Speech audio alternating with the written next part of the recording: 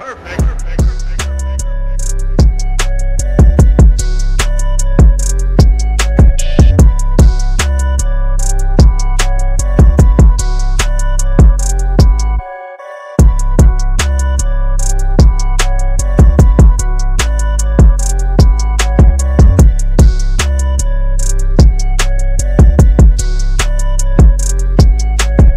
you have knowledge of something, there's nothing wrong with sharing that with another teammate, whether it's somebody that's in your group or not.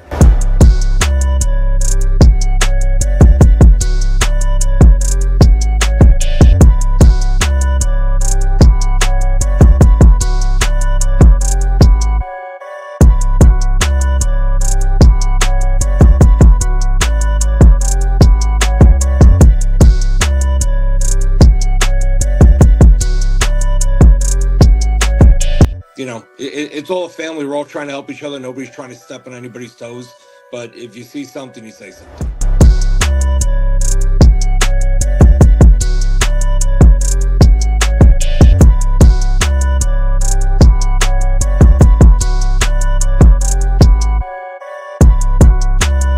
I'm assuming the expectation, and I ask all three of you gentlemen this question, is to compete for, if not win, another championship this year. I mean, it belongs to us.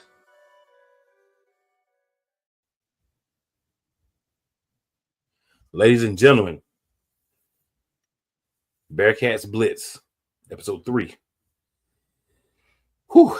So if you are a fan of the Bearcats, opponent of the Bearcats, or just somebody interested in what's going on with the Bearcats, Bearcats had an interesting week. We're going to talk about it. You know, injury updates, all that good stuff. Of course, there's going to be a game next week. We'll touch on that. And tonight, of course, I am joined by the guy that wears many hats. Tonight, we put on the coach hat. And we're talking about the Jersey Bearcats.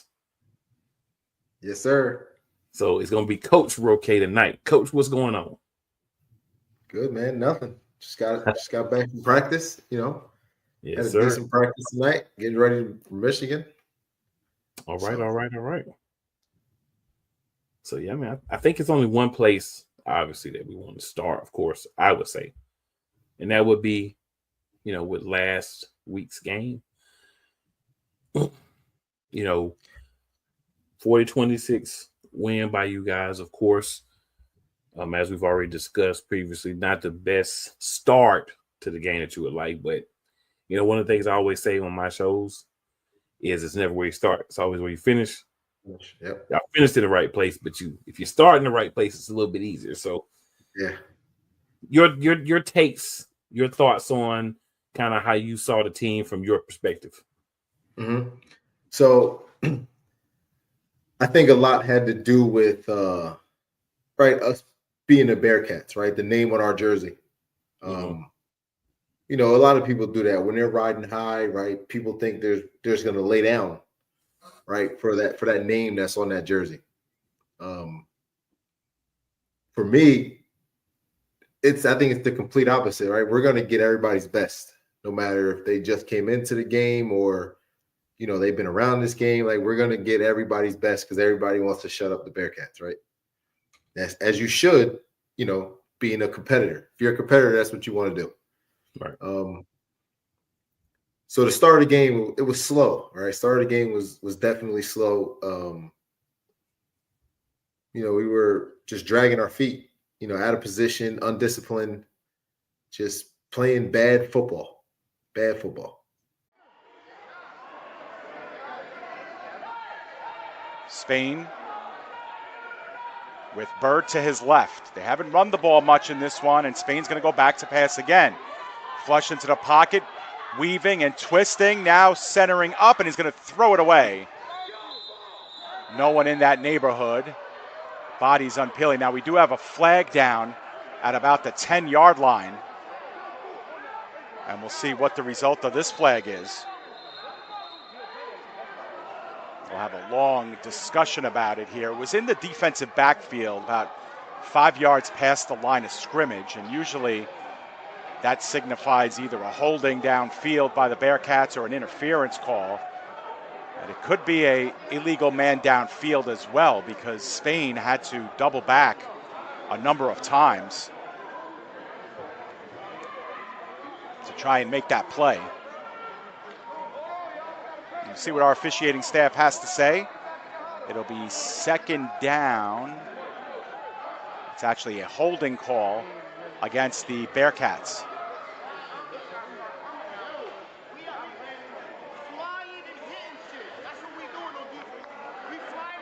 So a long explanation. I believe this will be a 1st and 5 as a result of the penalty. Actually, it's going to be 1st and goal because it's a 10-yard penalty.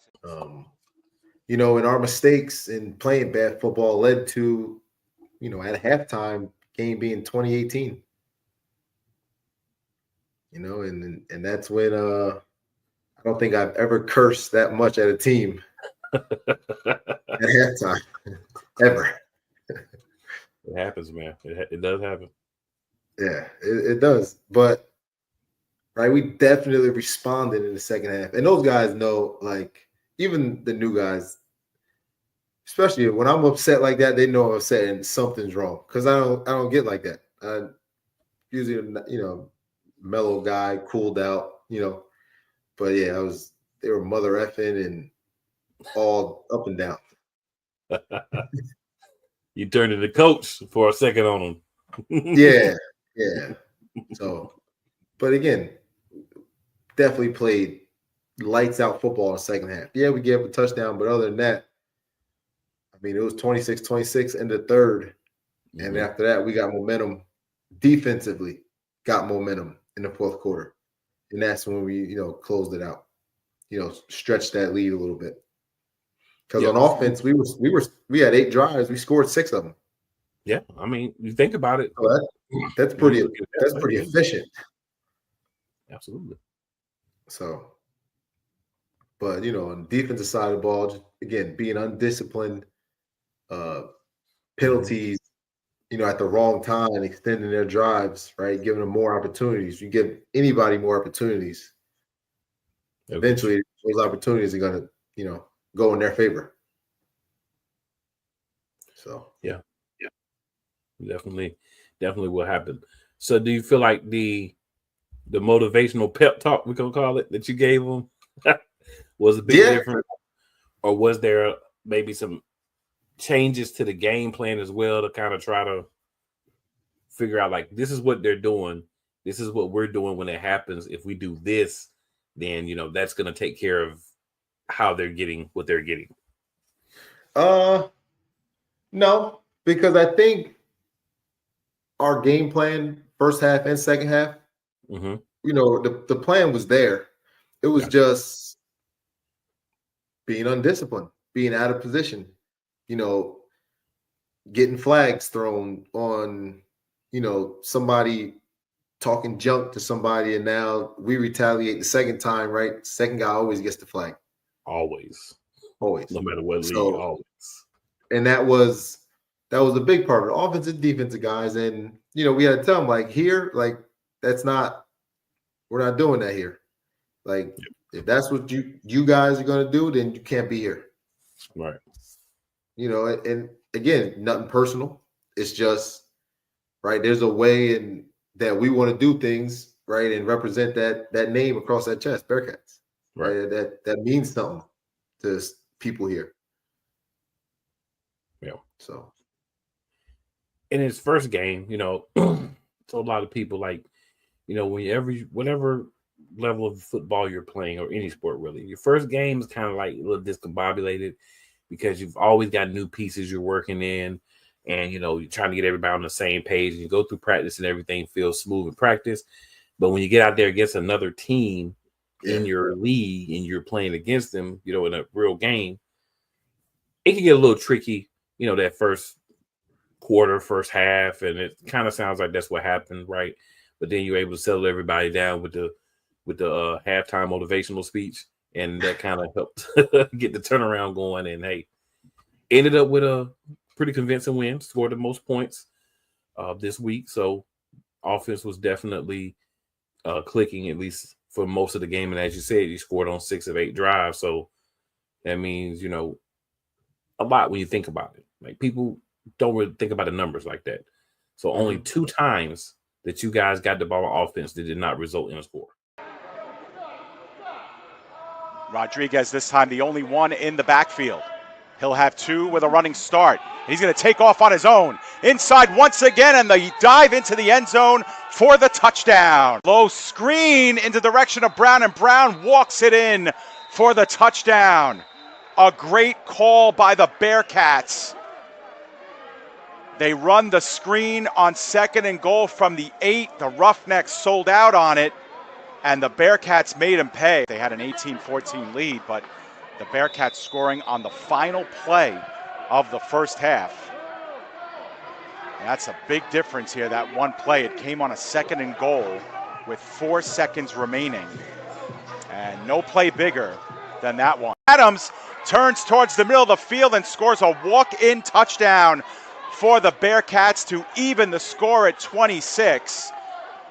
And a gorgeous run that time by Adams, who's been limited for much of this game. He hasn't had a lot of room there, especially at the line of scrimmage, but a little stutter at the line, a little bit of a delay on the handoff, and you could see Adam do the rest. But take a look at this first hole that Adam gets. There's just nobody there. And then a good job of downfield blocking for the Bearcats. And Adams has his first rushing touchdown of the season. And we've got ourselves a tie ball game again in Pittman, New Jersey. Their first stop of the Roughnecks since the first quarter, and it could not have come at a bigger time.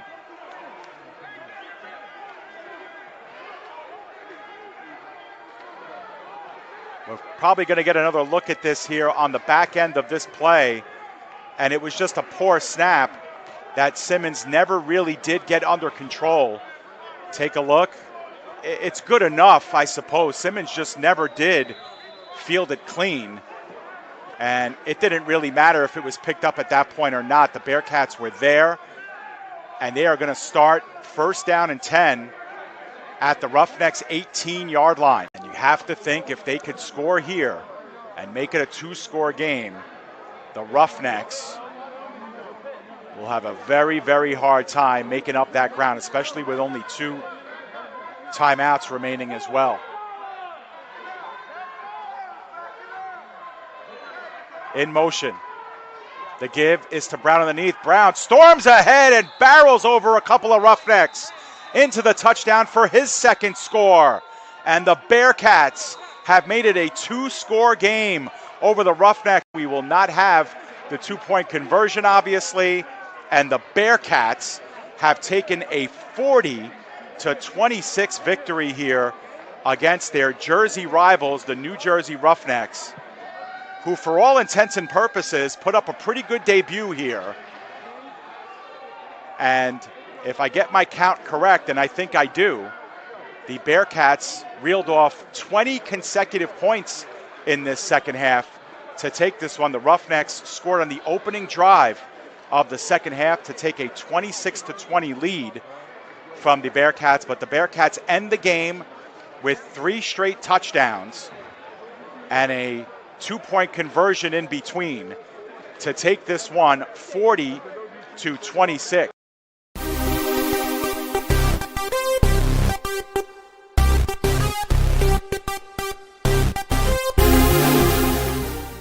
That's it. Only 2 times. Yep. That's a lot, guys, because there's a lot of other teams out there that played this weekend that they can't say anything close to that, right? Winners and losers.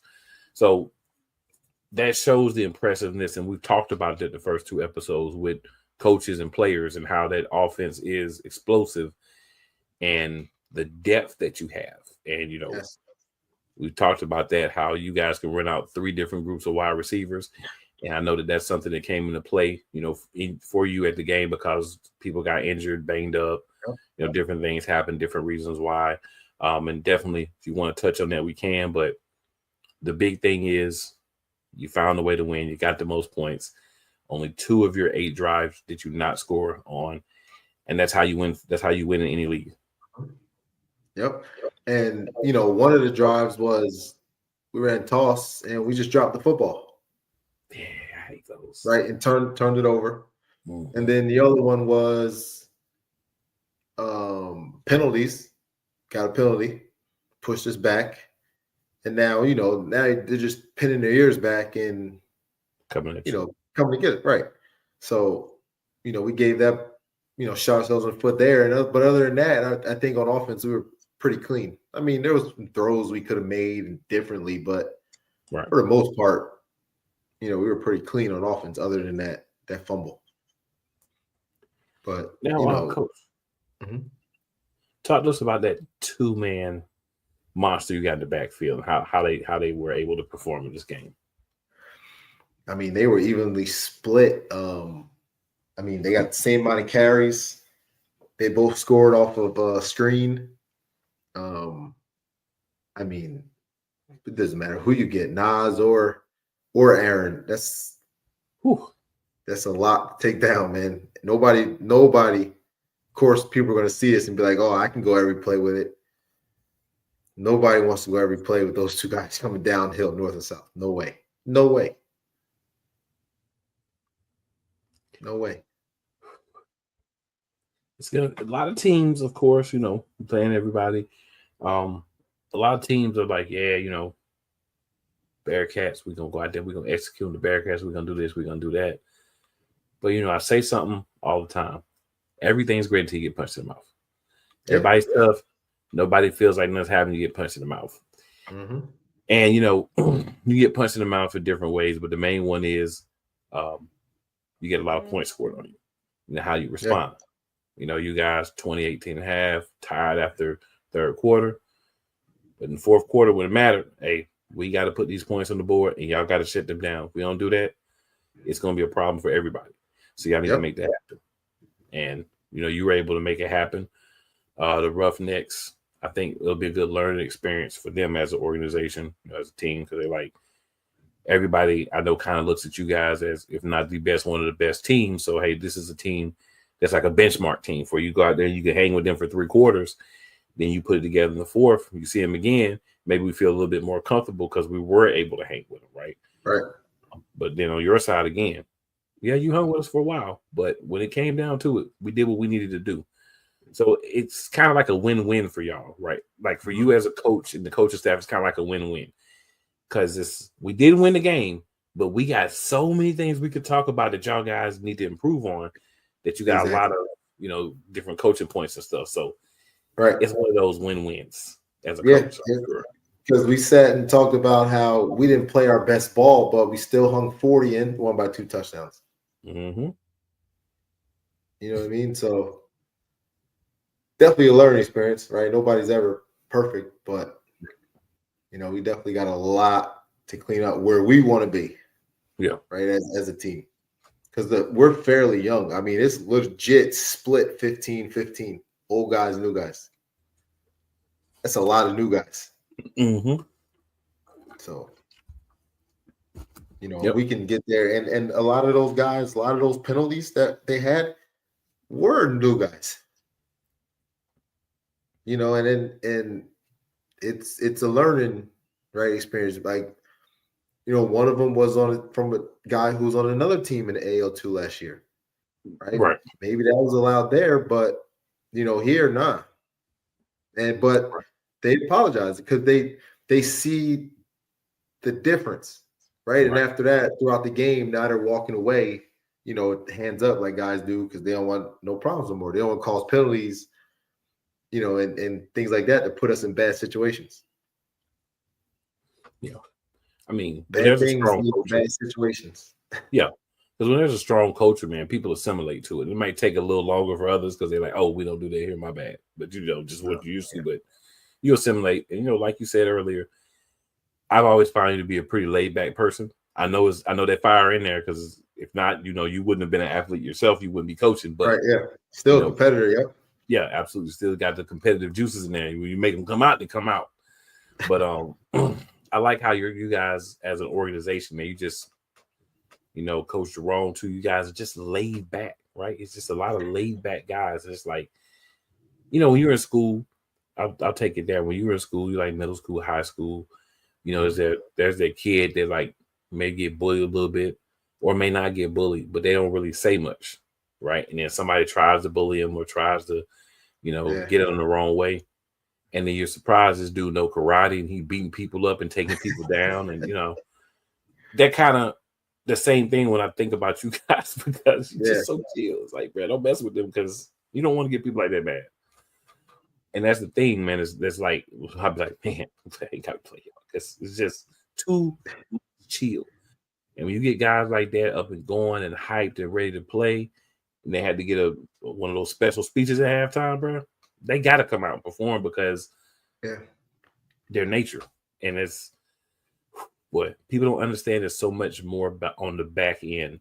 Like you see the team on a game, but the time and effort and prep that you have to put in behind the scene to get them to that point, especially in a developmental league, because you're working with guys who are developing, right? Either they're in there, maybe on the way, then they're back down, maybe on the way up, maybe they just like, you know what, I got a few more years left, so I'd love to just keep playing, whatever the situation is. But you've got a lot of guys that want to get to the next level, right? Even if they're at the end, if they can get back, they want to get back. So being able to, coach those guys and talk to those guys. And one of the things I saw in the game I was at was coaches pulling guys to the side. Hey, man, come here. Hey, listen, man. And both teams. Hey, listen, man. Think, man. Be smart. This is what I need from you. You know what I'm saying? I need you to do this, do this. This is what you're doing. So do this and trust me. And you could see the instant change in those guys from the coaches just kind of chopping it up with them for, a minute or two, showing them a different place, showing them a different. I remember one of the linemen for the Wolfpack, one of the defensive linemen, he wasn't getting off his block quick enough. So the coach pulled him over to the side, said, hey, this is what you need to do. And he showed him. Right. This is how you need to be leveraging. This is what you need to be doing.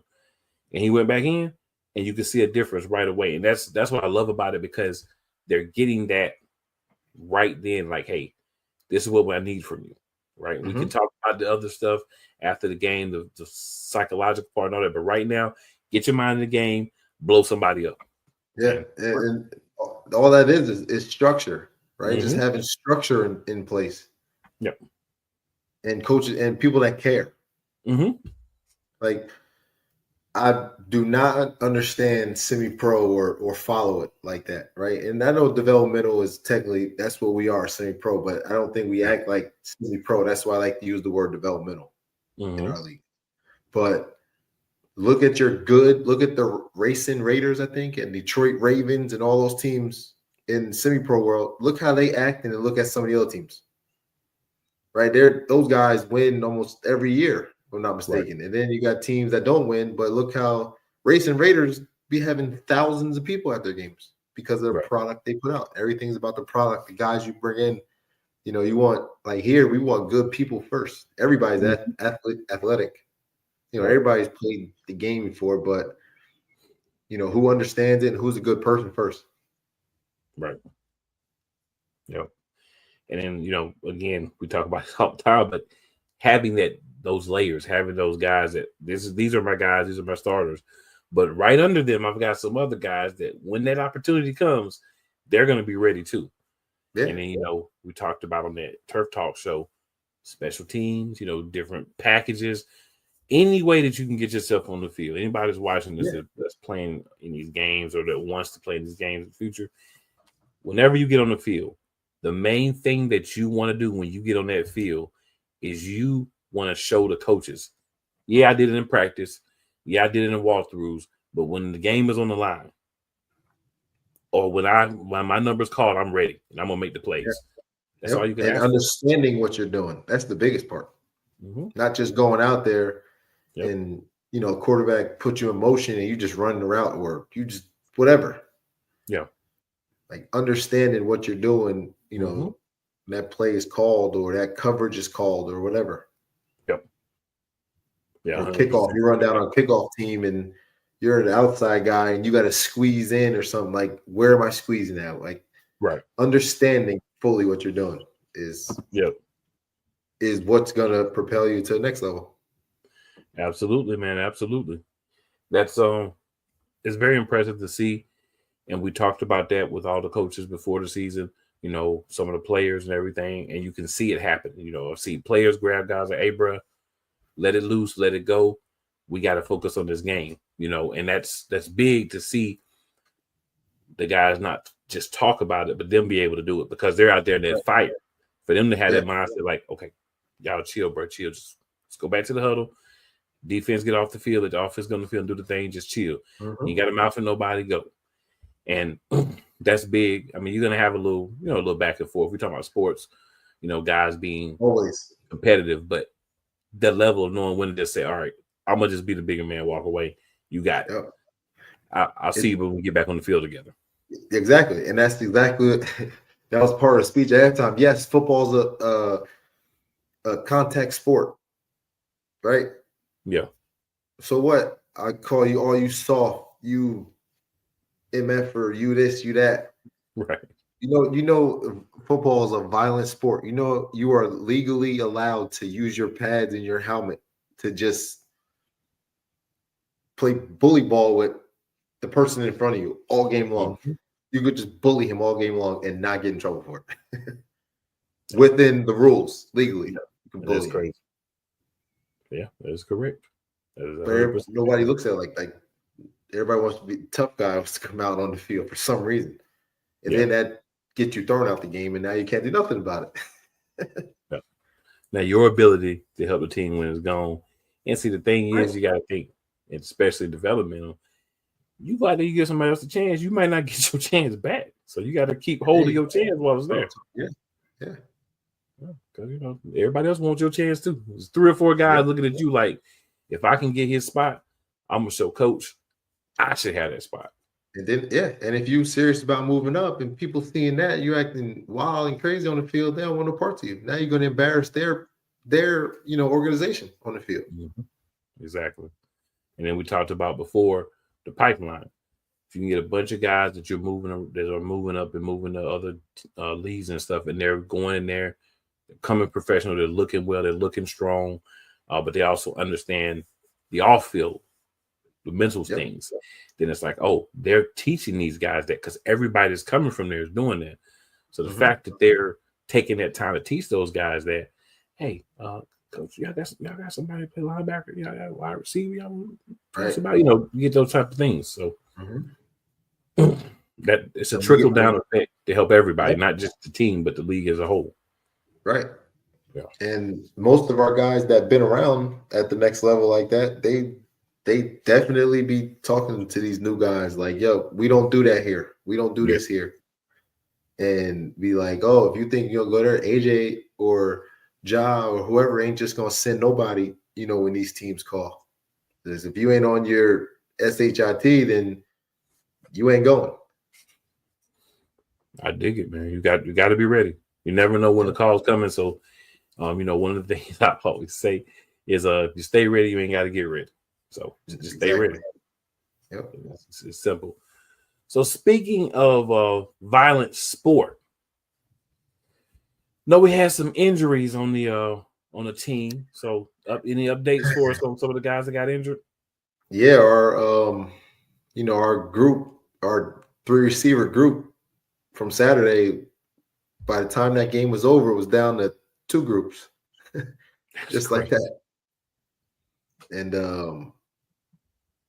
like I said, Todd, he had all his workouts this morning. His legs, Friday and then Saturday morning before the game. So his legs and stuff were like, I can't do it. Can't get it out in and out these routes. One of our other receivers, Jeremy, he was just running around on the field and did something with his ankle, non-contact. He's got to get an MRI. Our big tall receiver, this was in practice, a week and a half ago. Ollie Georges, he had a little Achilles injury, but to his point, nothing major happened. So more right now with him is just resting, thank God, like resting it, taking care of it. Kyle Ward, one of our receivers, been with us for 3 years. He rolled his ankle. Quarterback on one of the 2-point conversions we got tackled into his ankle. but that means he wasn't doing his job blocking hard enough to get the defender out the way. So they always say, always make sure you're going 100 miles an hour, or that's how you get hurt. This is true. He's gonna see that. He's gonna call me up. Yo, coach, come on, man.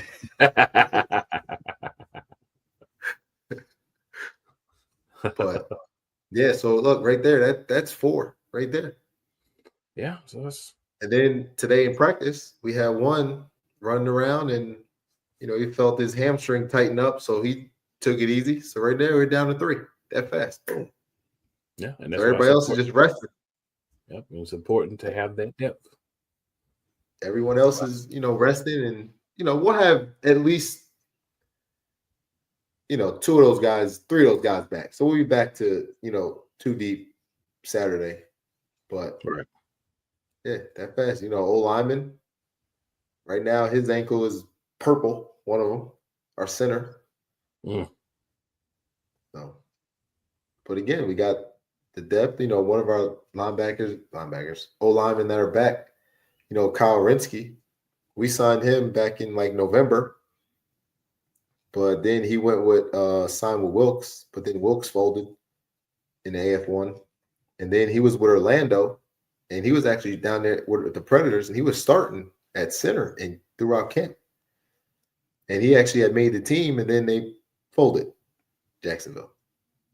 So he came back to us, and he just got married last week. So, he's been at practice and stuff, and now he's back fully with us because his marriage and his wedding and all that is over with. So, one guy's ankle is hurt, and now we gained back another O lineman. So, kind of like a swap out. Yeah, basically. Yeah. Depth's important, y'all. Depth's important. Yep. Can't say it enough. Yeah, and defensive guys, they're all good. So, they're all still intact for now. For now. Yeah, man, injury bugs. If you can get away with just a ankle sprain, something like that, then you're like, cool, that's good, that's great, get them back. But sometimes it could be a little bit worse, but we don't want worse, but worse does happen. No, and that's why a lot of guys, they're out there today, and a lot they were there, but they're resting, they're watching practice instead of performing because they want to be on the field Saturday, which is more important than trying to make it worse in practice. Right. Sometimes you get the mental reps, listen, watch what other guys are doing, and say, "No, if I was doing it, I'd be doing this." And right for the right guys, that's good enough. So, hopefully those are the guys that are watching, the guys who are going to be able to soak it up and be ready.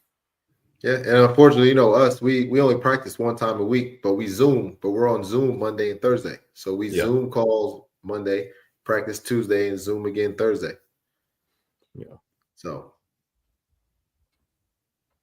I mean, a lot of times that could be helpful too, though, because like you said, that gives people time for rest, recuperation, stuff like that. So it might help with injuries. I think the Zoom, is more beneficial. This is just my thought personally, than being on the actual field more. It's like for our level, I think we can get away with the one practice a week for sure. But the Zoom is where for us comes in heavy. Because we watch film. Our practices are recorded. Right. So we watch our film, Monday, and then, we'll watch that'd be our game film, and then we'll watch the opponent, and then our practice film we'll watch on Thursday along with our opponent again. Yep. So we those Zoom calls do us more justice than being on that field Tuesdays. Yeah, and that gives you a chance too. If you have somebody that may just have like certain tendencies that where they're giving away things, you can say you did this in the game, you did this on practice. You know what I'm saying? So just you did this before. Let's just work on it, right? Just try to eliminate the little things. And I do believe those are important, like you said, especially in developmental. It's important to have everything, all the kinks worked out, right? If you twitch your fingers every time you get ready to run block, You got to learn how to not twitch your fingers, or you learn how to twitch your fingers all the time. You can't allow it to continue to be telltale signs. That the other people do telltale signs that we can read, but let's not do them ourselves. Because on film, when they're running routes or they're blocking or hand placement, D-line, like you can see it on film and be like, I need you to break this route off here. Yeah. Or I need you to get your hand placement here inside. Once we get outside, refit yourself. Mm-hmm. And a lot of guys react on seeing themselves on tape, and they can go out the next time and just do it. Yeah. Instead of just running through reps, just to run through reps and not actually seeing what they're doing. Yeah, I think a lot of athletes are visual learners, right? Mm-hmm. And I think that's one of the things that makes the better players better is because you're a visual learner. Like I can go through and do it, but seeing it, there may be seeing and doing, but I have to see it too. But I think it's good because that's the way that, everyone's coached is visually. So I think that works out for coaches a lot of the times. And what you do in that extra Zoom, I think that's really big. And that makes sense while you looked at it as a team where people say, hey, you got to watch out for those Bearcats. And I mean, it's not like you're doing anything secretively, right? You're letting people know what you do. It's just executing it, right? Even the plays on the field. Execution. I need you in this spot and this spot. Right. That's all. That's all it is. We're not doing nothing. You can't do anything special in arena. Right? There's only but so many things you can do. That's true. It's just execution. Yeah. Yep. That's all. Yep. And I tell you, man, when you can run the ball too.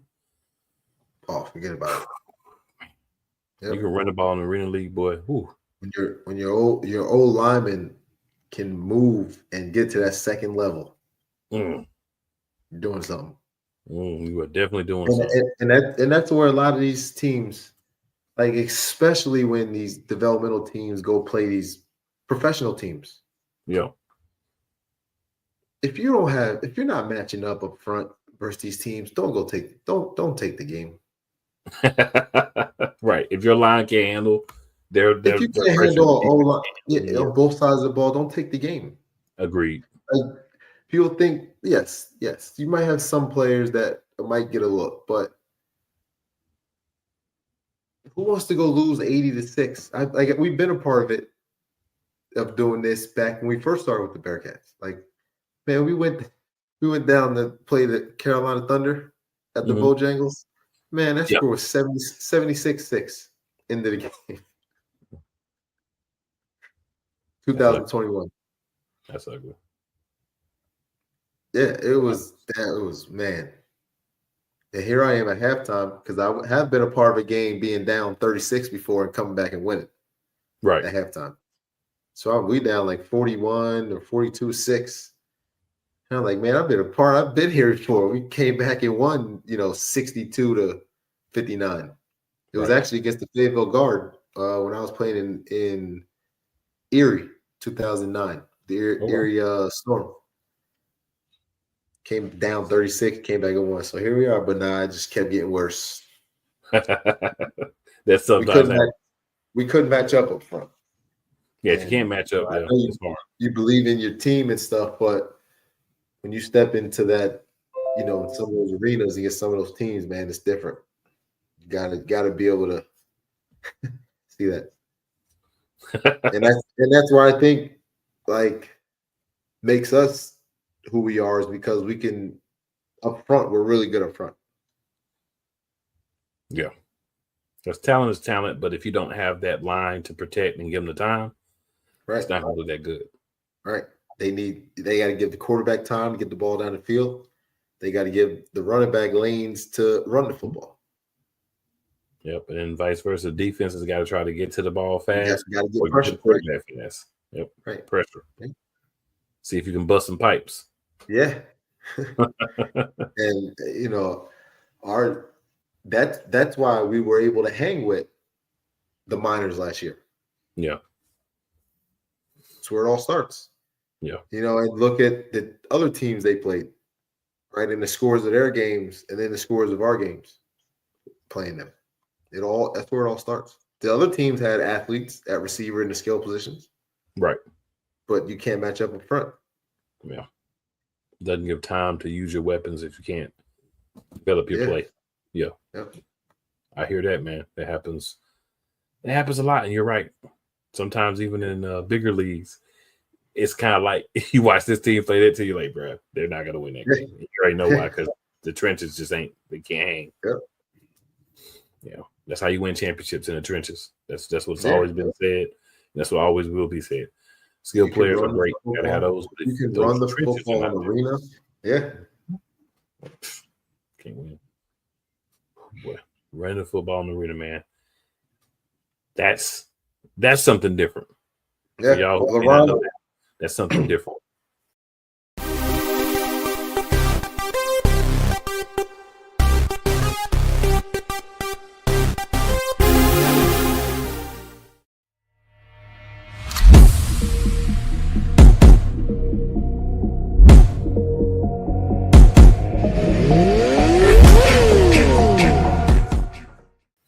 There was this guy, a lot of people, I guarantee you don't even know it.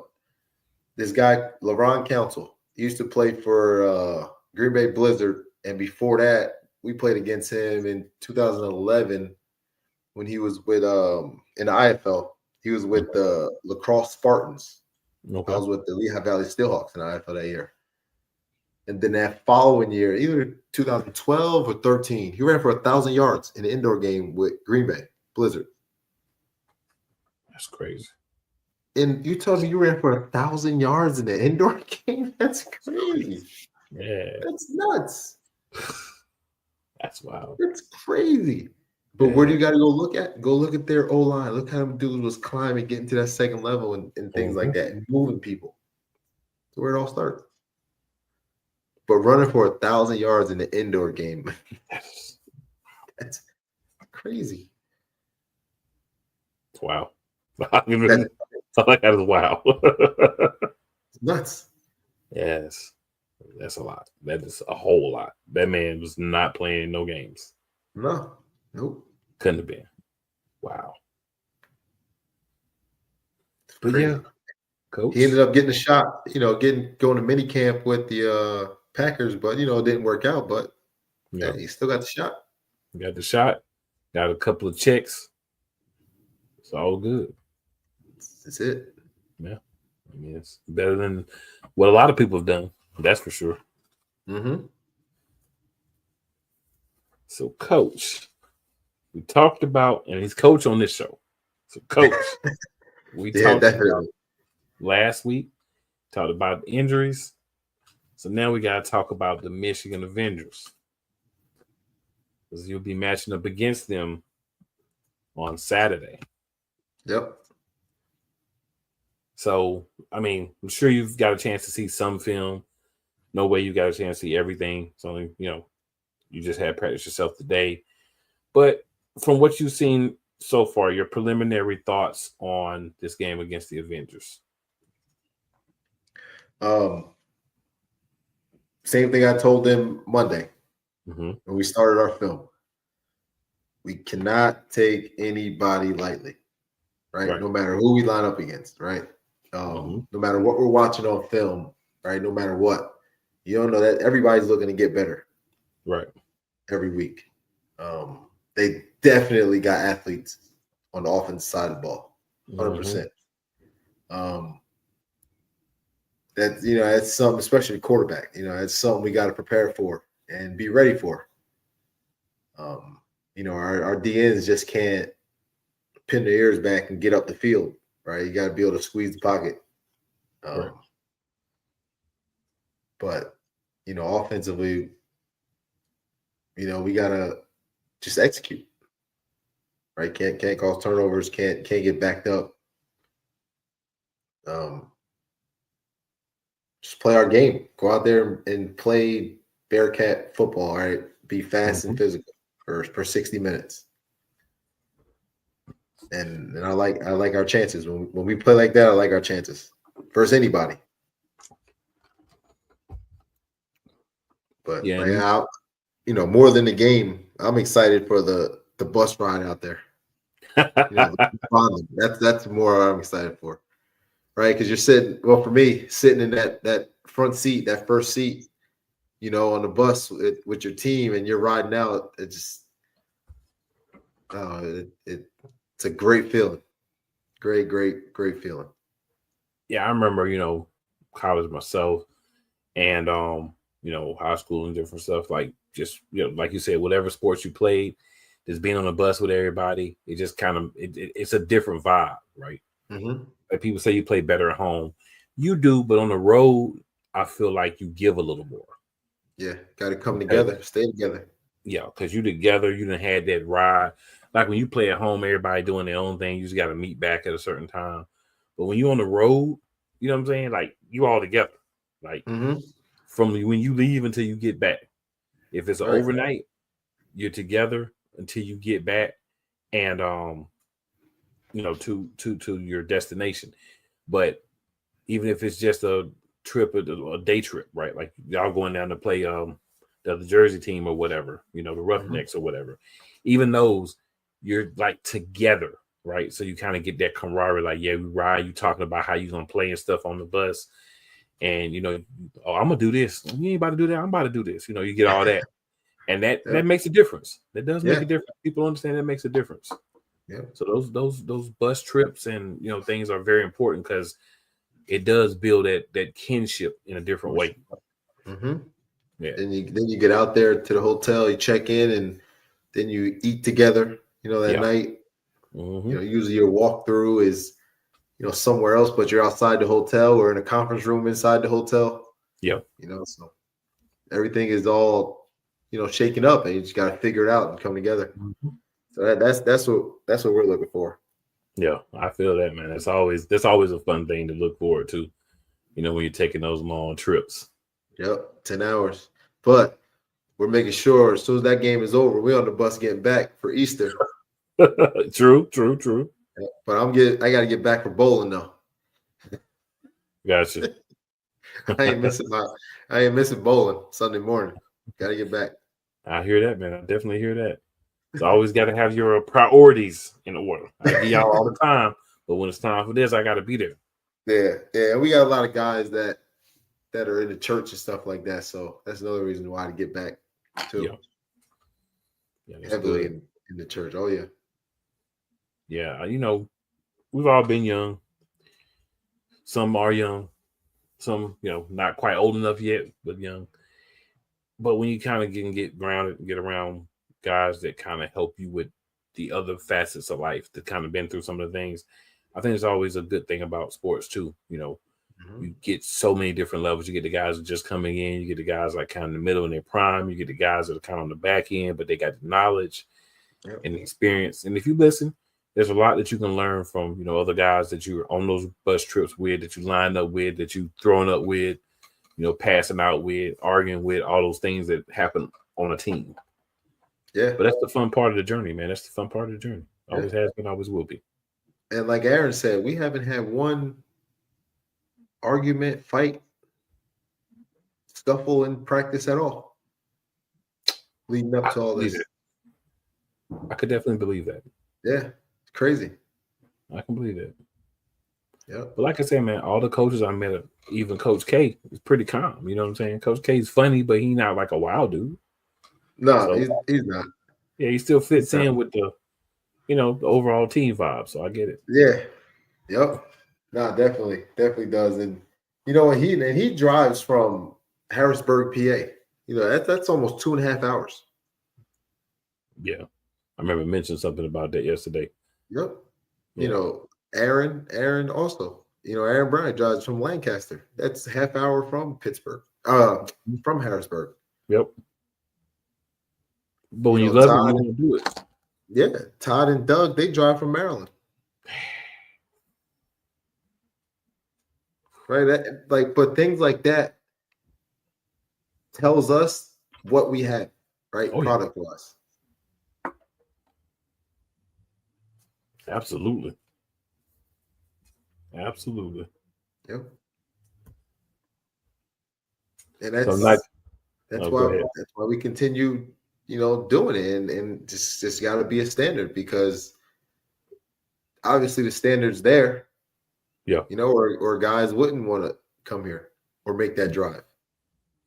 Yeah. Like I said, last episode, even guys that we interviewed and talked to from other teams that have played with you guys before, nothing but positive things to say.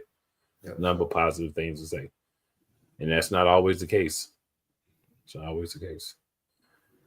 And I'll tell you, just about the league as a whole, I like that you get that vibe everywhere, right? You get that vibe like these are guys that are in these positions for a reason. These are, coaches that are here for a reason. You know what I'm saying? Veterans, like things are spread out a certain way. It feels like just to ensure that everyone has that piece.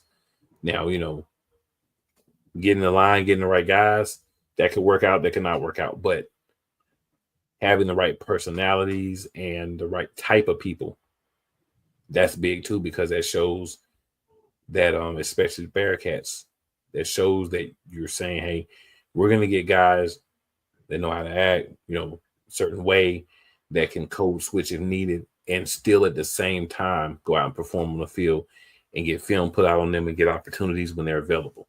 And that's the essence, guys. That's the essence of what they're trying to do with AAL2. That's the essence of AAL2. Yep. That is. It is.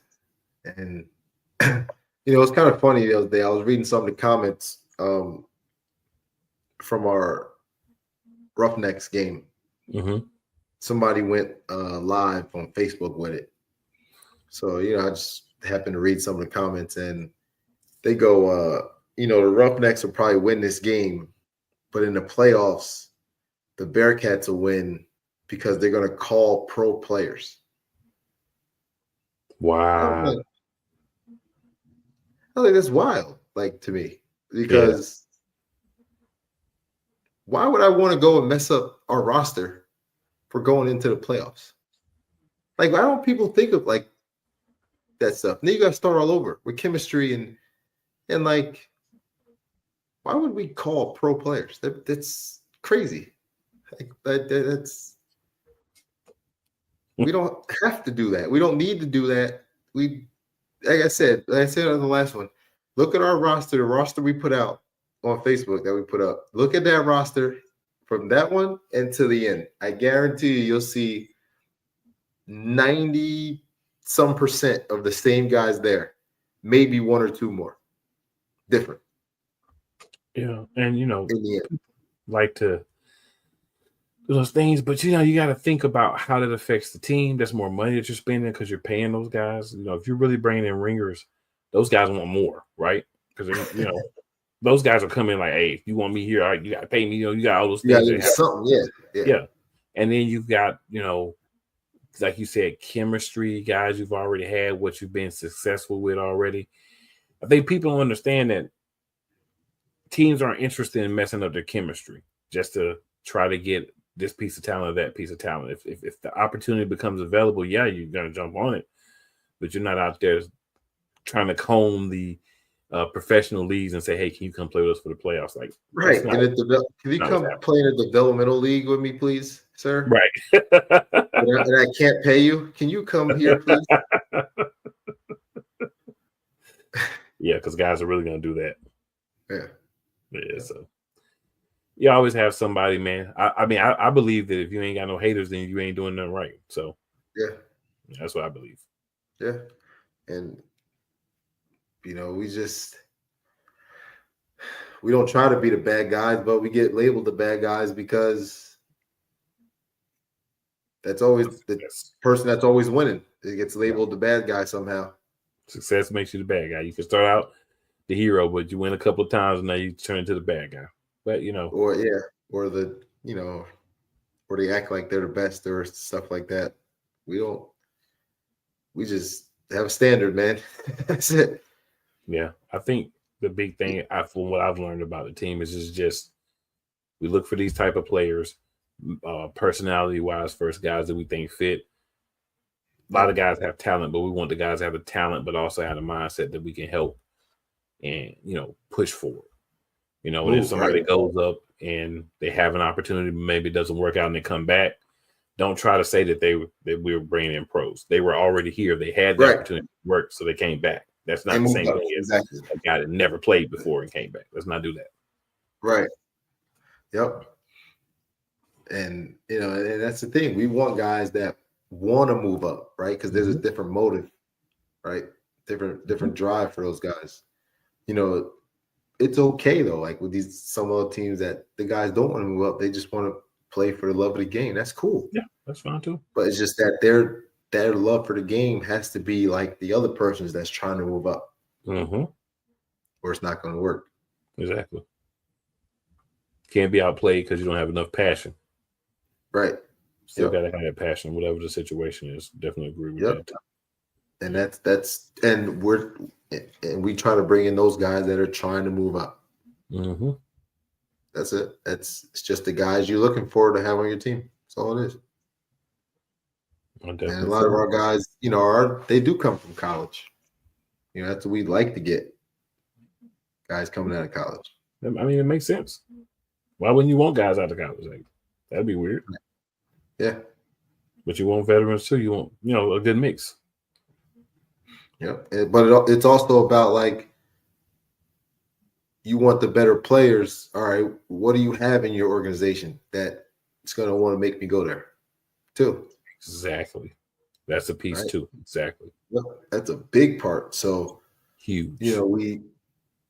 We have in the developmental game, we have the field with lines and numbers on it. We have pads on our walls. Yes, you do. We have helmets. We have shoulder pads. We have uniforms that we give out. We don't charge guys dues. We have training staff at our games. When we travel on bus. We stay overnight in hotels, 2 nights or 1 night, depending on where the game is. Yeah. We record every single game. We live stream our games. You're actually getting coaching from guys that actually played the arena game. Not, somebody that coaching outdoor semi-pro that now started a semi-pro team and now they're coaching an indoor game. Right. Like actually coaches that been in the IFL, NAL, things like that, playing and coaching. So I just think that's the presentation we put on. Those are things that you look for, our recovery. The same people that are our training group, trainers at the game, on Sundays, guys can go there and get rehab and treatment. Yeah, a lot of things that people don't realize are important. Right. Like I said, you see what's the front facing part, but you don't see all those things that happen behind the scenes, all the behind the scenes and the infrastructure that you have for guys. And the thing is, it's not just your team, right? Everybody may not be able to do exactly the same thing, but it's about saying these are the things that we see are successful. These are the things that help guys stay on the field. And we're seeing that because we're seeing the teams that are doing it have that happen. Maybe I can't do exactly what this guy's doing because, my situation might be different as far as money goes.